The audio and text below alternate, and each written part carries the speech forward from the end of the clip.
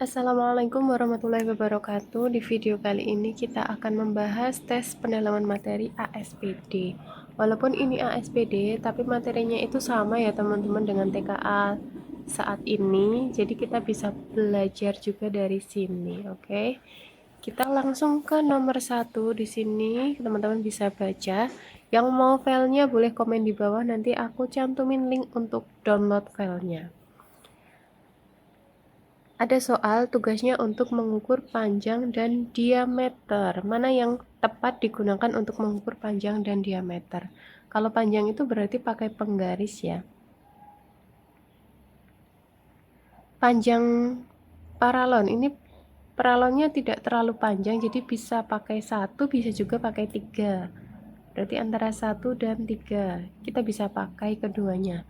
Terus untuk mengukur diameter, karena ini paralon, sepertinya yang paling cocok itu adalah jangka sorong, karena nanti bagian bawah sini atau bagian atas sini kita bisa masukin ke dalam pipa, jadi dimasukin di sini. Jadi nanti bisa terukur berapa diameternya. Jadi yang paling tepat itu oh ya, paralonnya ini ternyata kelihatannya lebih panjang daripada penggaris ya. Jadi kita pilihnya yang nomor 1 dan nomor 4. Jadi nomor 1 jawabannya B. Kalau nomor 2 digunakan untuk apa? Ini digunakan untuk mengukur benda yang lebih kecil diameternya. Contohnya diameter kelereng. Seperti itu. Kita lanjut ke soal nomor 2. Di sini ada larutan gula dan larutan santan kelapa.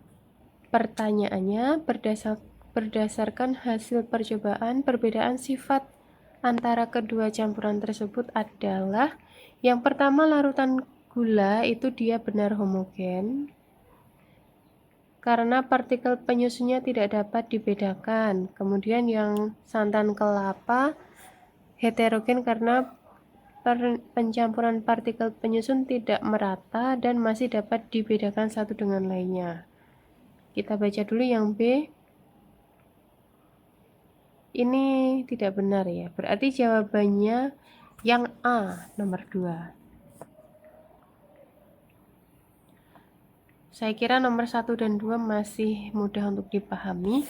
Nomor 3, bahan yang sesuai untuk larutan X, Y, dan Z. Oke, di sini kita harus menganalisis ya teman-teman. Kamu harus mulai bisa menganalisis yang diminta di soal. HCl itu asam atau basa? Asam, benar. Asam kalau dikasih kertas lakmus nanti warnanya akan merah.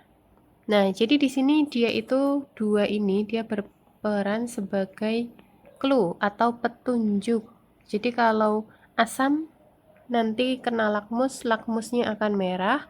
Kalau basa terkena lakmus, nanti lakmusnya akan biru. Berarti yang X ini adalah larutan basa, yang Y larutan, karena yang merah tetap merah berarti dia netral. Dan yang biru tetap biru berarti ini netral. Yang Z ini baru larutan asam. Kamu tebak mana yang basa, netral, dan asam. Urutannya seperti itu. Kalau basa itu yang bagaimana sih? Kalau basa itu biasanya yang ada sabun. Kemudian pahit. Itu basa. Kalau asam, ya teman-teman bisa membayangkanlah rasanya asam. Kalau di bahasa Jawa rasanya kecut. Nah, kita pilih mana yang basa. Yang basa adalah air sabun. Kemudian yang netral itu garam. Yang asam adalah cuka. Jadi jawabannya A. Tinggal lihat urutannya saja. Simple guys. Lanjut ke nomor 4. Nah, di sini teman-teman harus mengingat caranya. Oke, aku kasih cara yang cepat ya. Yang cepat itu ya nggak cepat juga sih sebenarnya. Kita lihat ya, kamu harus tahu rumus ini. Rumusnya itu ada batas atas dikurangi batas bawah bagi batas tengah dikurangi batas bawah. 2 kali nulisnya, harus ditulis. Batas atas dikurangi batas bawah dibagi batas tengah kurangi batas bawah. Oke, ini adalah soal tentang konversi suhu. Jadi ada suhu awal dan ada suhu akhir ya. Nah, suhu awalnya itu apa? Di sini ada termometer. Kita nggak tahu nama termometernya. Jadi yang pertama kita tulis termometer X. Diubah menjadi apa? Dilihat di pilihan gandanya. Di pilihan gandanya yang diminta Celsius, berarti dia diubah menjadi Celsius. Dari X menjadi Celsius. Nah, kita lihat yang X. X itu batas atasnya di mana? Oke, semua termometer itu ketika air mendidih ini dianggap sebagai batas atas, ketika air membeku ini dianggap sebagai batas bawah, seperti itu ya. Batas atasnya berapa derajat itu kamu harus bisa membaca termometer. 55, batas bawahnya 5. Kemudian batas tengahnya yang mana? Tengahnya itu yang diukur ini, dia adalah 15 derajat dikurangi batas bawahnya tadi 5. Ini yang X ya. Nah, sekarang yang Celsius bagaimana? Yang Celsius itu batas atasnya teman-teman harus tahu nilainya 100, batas bawahnya 0. Batas tengahnya yang mau dicari dikurangi batas bawahnya 0. Kita hitung sekarang. 50 per 10 sama dengan 100 per C.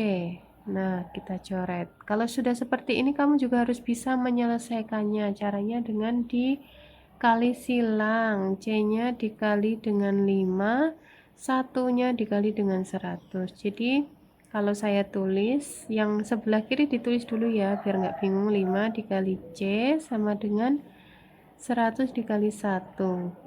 C-nya berapa? Berarti 100 dibagi 5. Jadi, nilai konversi suhunya yang tadinya itu adalah 15 derajat X diubah menjadi Celsius menjadi 20 derajat Celsius. Jadi jawabannya adalah B. Nah, silakan diingat-ingat. Jadi kamu udah nggak boleh lagi pakai yang 945 itu guys. Kamu pakainya ini, batas atas dan batas bawah. Untuk termometer yang lain, kita coba yuk. Kalau Celsius tadi batas bawahnya 0, batas atasnya 100. Kalau Reaumur batas bawahnya 0, batas atasnya 80 derajat. Kalau Kelvin, Fahrenheit dulu, 32 derajat, batas atasnya 212. Kalau Kelvin, batas bawahnya 273, batas atasnya 373. Nah, ini wajib kamu hafal. Karena nanti ketika soalnya sudah masuk ke soal cerita, belum tentu pakai ini. Tadi kan ada termometer X. Termometer X batas bawahnya tadi berapa? 15 derajat. Batas atasnya 55. Batas bawahnya 5, sorry. Gini ya. Nah, ini fungsinya kalau kamu nggak tahu berapa nilai batas atas dan batas bawahnya, jadi pakai ini. Lanjut ke soal nomor 5. Di sini ada energi kinetik dan energi potensial. Nah, teman-teman harus paham dulu konsepnya. Sebuah benda dengan massa 5 kg digunakan untuk menguji ketahanan keramik. Berikut adalah hasil analisis energi potensial benda bertambah ketika dari posisi A ke posisi B. Ini jelas salah. Energi potensial itu konsepnya dulu ya. Dia diperoleh dari massa kali percepatan gravitasi dan dikali ketinggian. Jadi semakin tinggi maka nanti energi potensialnya semakin besar. Kalau semakin rendah energi potensialnya berkurang. Ini kan kalimatnya bertambah dari A ke B. Nomor 2, energi potensial benda berkurang dari A ke B, kemungkinan benar. Energi mekanik benda, nah di sini salah lagi. Energi mekanik nilainya selalu sama guys. Energi mekanik di semua posisi sama. Jadi ini salah. Oke, jawabannya 2 dan 4. nggak perlu dihitung. Nah, asal kamu paham konsepnya, ini sangat mudah. Kemudian energi kinetik itu kita bahas yang EK dulu ya. EK itu kan rumusnya setengah kali massa dikali kecepatan benda ya, setengah mv kuadrat. Nah, ini semakin ke bawah berarti dia kan semakin ketarik oleh gaya gravitasi, maka semakin besar. Begitu juga EK-nya, semakin posisinya turun atau jatuh, berarti energi kinetiknya semakin besar. Oke, sekian dulu pembahasan kita 5 nomor. Nanti kita lanjut ke video selanjutnya. Jangan lupa subscribe, share juga, dan like.